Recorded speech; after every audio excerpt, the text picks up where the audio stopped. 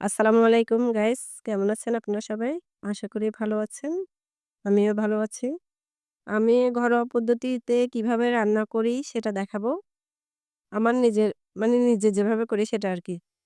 এখানে আমি পেঁয়াজ, কাঁচামরিচ, ধনেপাতা, টমেটো কেটে রাখছি, বেগুন, আলু কেটে রাখছি, আর ওখানে মাছ কেটে রাখছি। মাছের মধ্যে হলুদ দিয়ে দিলাম, লবণ দিয়ে দিলাম।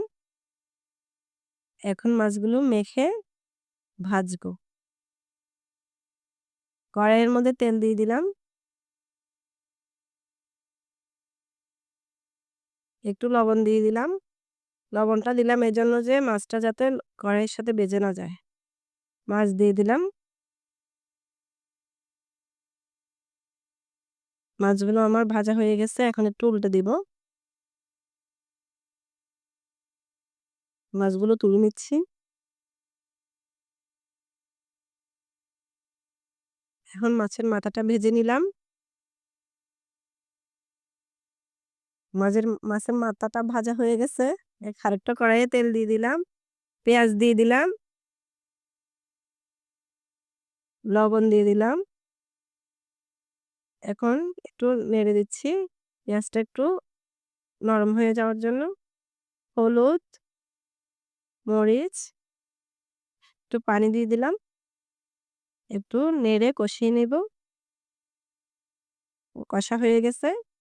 এখন মাছগুলো দিয়ে দিব। সেই সাথে দিয়ে দিলাম কাঁচামরিচ, টমেটো। এখন উল্টে একটু দেখলাম মাছগুলো আমার হয়ে আসছে। এখন ধনেপাতা দিয়ে দিচ্ছি। মাছটা আমার হয়ে গেছে। এখন নামিয়ে নিব।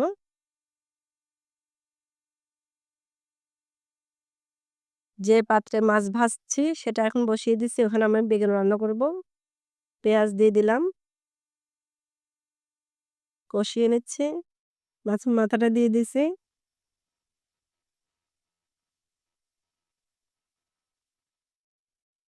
এটা কষা হয়ে গেল। এখন একটা পাত্রে তুলে রাখবো মাছের মাথাটা।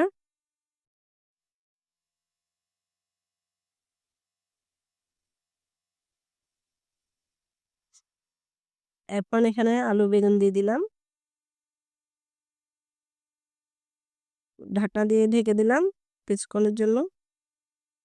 এখন এগুলো কষা হয়ে গেছে। একটু নেড়ে দিলাম।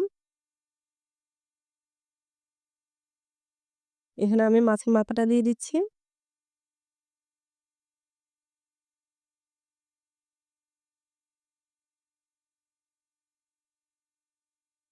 একটু ঝোলের জন্য পানি দিয়ে দিলাম। একটু ই নেড়ে দিচ্ছি। ঢাকনা দিয়ে দিলাম। আমার মাছটা হয়ে বেগুনটা হয়ে গেল। একটু ধনেপাতা উপর দিয়ে দিলাম।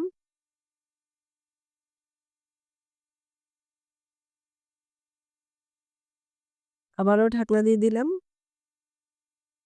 আমার রান্নাটা কমপ্লিট হয়ে গেল। দেখুন কালারটা মাশাআল্লাহ অনেক ভালো আসছে। আমার ভালো লাগতেছে, আপনাদের কেমন লাগতেছে তা তো জানি না। আশা করি আপনাদেরও ভালো লাগতেছে। আমার রান্না দুটোই শেষ। আল্লাহ হাফেজ।